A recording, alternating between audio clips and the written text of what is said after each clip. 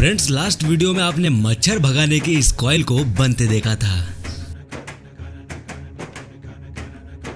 आपने देखा था फैक्ट्री में सिलेंडर बनते। एलईडी बल्ब फैक्ट्री में कैसे मैन्युफैक्चर होता है ये भी आप देख चुके थे। तो ऐसे ही आज हम थोड़ा देख लेते हैं कि रबर को आखिर बनाया कैसे जाता है।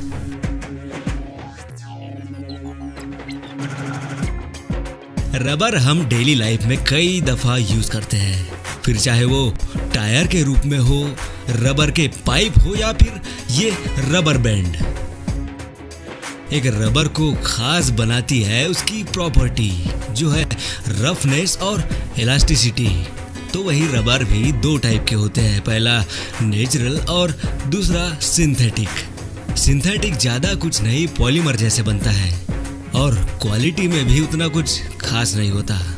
लेकिन बात करें नेचुरल रबर की तो इसे बनाने की शुरुआत होती है पेड़ से लेटेक्स निकालने से, जो कि कुछ हद तक दूध जैसा ही होता है।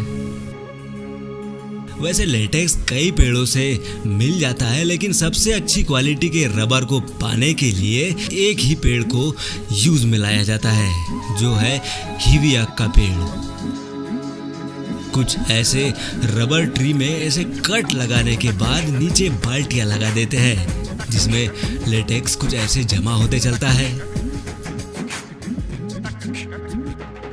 तो ऐसे ढेर सारी बाल्टियों में जमा लेटेक्स को अब उंडेला जाता है एक बड़े से टैंक में। और जैसे कि हमें पता है दूध से पनीर बनाने के लिए उसमें डालना होता है नींबू का रस, ठीक ऐसे ही इस रबर के दूध या लेटेक्स में डालना होता है फॉर्मिक एसिड। 12 घंटे इसे अब ऐसे ही छोड़ना होगा। 12 घंटे बाद हम पाएंगे कि कोगुलेशन प्रोसेस की वजह से रबर और पानी अलग अलग हो जाता है। कुछ ऐसे रबर की मोटी परत ऊपर तैरने लगती है जिसे ऐसे अलग निकाल लिया जाता है।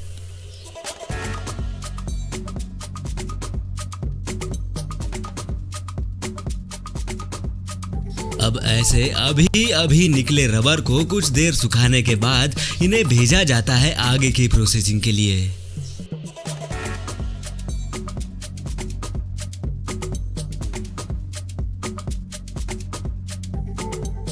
अभी ये रबर बहुत ही मुलायम और कमजोर होता है, जिससे टायर और रबर बैंड जैसी चीजें नहीं बन पाएगी। तो इसीलिए इसकी इलास्टिसिटी और मजबूती को बढ़ाने के लिए इसे 140 डिग्री जी हाँ 140 डिग्री गर्मी के साथ बिना ऑक्सीजन की मौजूदगी में सल्फर से रिएक्ट करवाया जाता है, जिसके बाद रबर की इलास्टिसिटी कई गुना तक बढ़ जाती है। लेकिन अभी भी हम इससे टायर और पाइप जैसी कोई सख्त चीजें नहीं बना सकते। इसके लिए एक और प्रोसेस जिसे वल्कनाइजेशन बोला जाता है वो होना बाकी है। इसमें कार्बन ब्लैक पाउडर मिला के आगे इसे और भी हार्ड बनाया जाता है, और इसी कार्बन ब्लैक की वजह से हम देखते हैं कि गाड़ी के टायर ब्लैक कलर के ही बनाए जाते हैं। Paper making process. हम कितने ही डिजिटल चीजें अपना ले, सारे काम मोबाइल और कंप्यूटर से कर ले, लेकिन कहीं ना कहीं कभी ना कभी कागज से पाला तो पड़ते ही रहेगा। आपको पता भी होगा कि कागज लकड़ी से बनते हैं, लेकिन आज हम थोड़ा डीप में घुस के इसकी प्रोसेसिंग देख लेते हैं। वैसे रुई से भी कागज बनते हैं, लेकिन लकड़ी के मुकाबले ये काफी महंगा पड़ जाता है। कागज बनाने के लिए मोस्टली बांस, बर्च जिसे भोजपत्र बोलते हैं, नीलगिरी जैसे पेड़ों का यूज किया जाता है, क्योंकि इनमें फाइबर और सेल्यूलोज की मात्रा काफी ज्यादा होती है। यह है यूक्रेन की एक जानी मानी पेपर फैक्ट्री।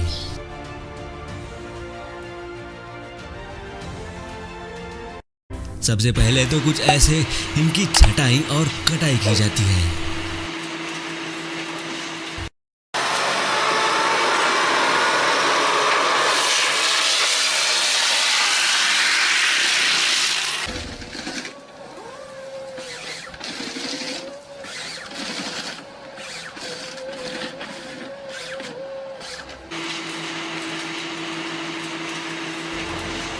अब इन कटे टुकड़ों को सीधे भेजा जाता है फैक्ट्री में, जहां इनकी छाल को अलग कर दिया जाता है।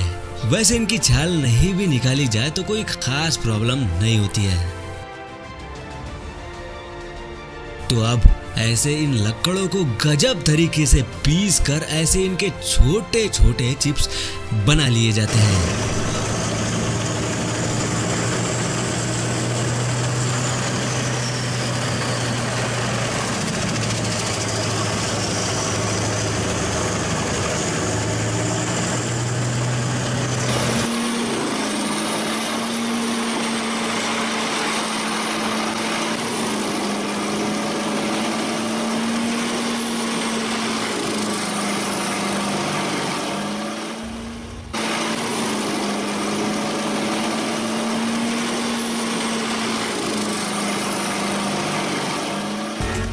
इन चिप्स को अब डाला जाएगा एक डाइजेस्टिव चेम्बर में, जहां इन्हें एसिडिक सॉल्यूशन डाल के पकाया जाएगा ताकि फाइबर अलग हो जाए और लिग्निन अलग।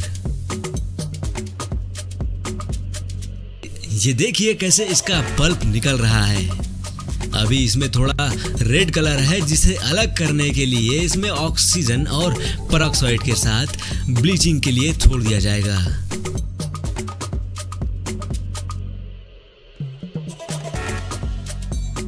आप देख सकते हैं कैसे वो लाल पल्प अब कन्वर्ट हो चुका है बिल्कुल सफेद फाइबर में।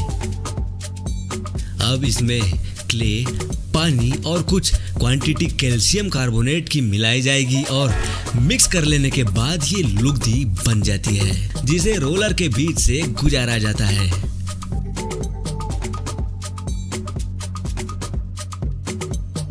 यहाँ इस लुगदी को एक नहीं बल्कि 40 रोलर से होकर गुजरना होगा, ताकि कागज उबड़ खाबड़ ना बन के पूरी तरह प्लेन सरफेस लिए बाहर निकले।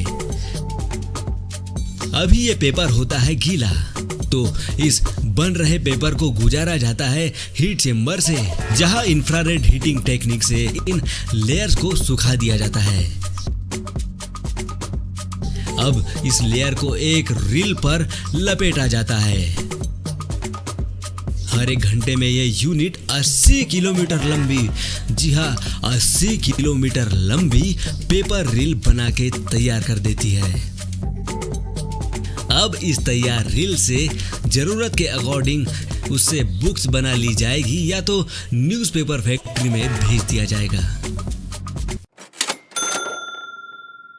नमक बनाने के लिए आप जानते होंगे समुद्री पानी का यूज होता है, जो कि भयानक खारा होता है।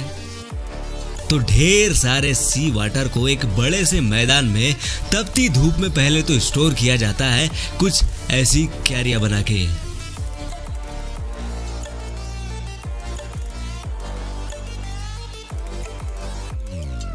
अब इसे कुछ दिनों के लिए एवापोरेशन या वाष्पीकृत होने के लिए छोड़ देते हैं, जिससे पानी पानी तो भाप बन के रफू चक्कर हो जाता है और नीचे बच जाता है कच्चा नमक।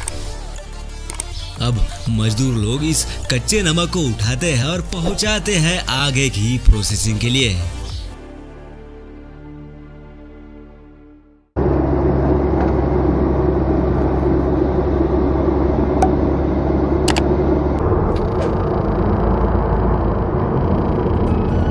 सबसे पहले तो फैक्ट्री में क्रशिंग मशीन इस मोटे नमक को बहुत ही बारीक पाउडर में कन्वर्ट कर देती है।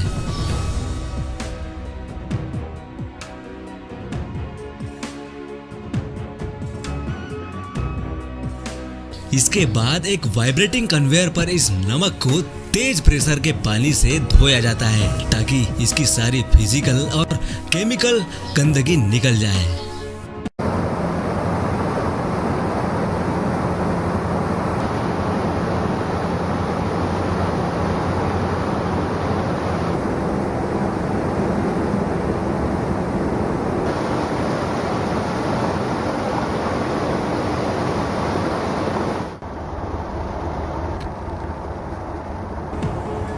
अब इस नमक के पानी को कंट्रीफ्यूगल यूनिट में भेजा जाएगा, जो इस गीले नमक से पानी और साल्ट को फिर एक बार अलग कर देगी।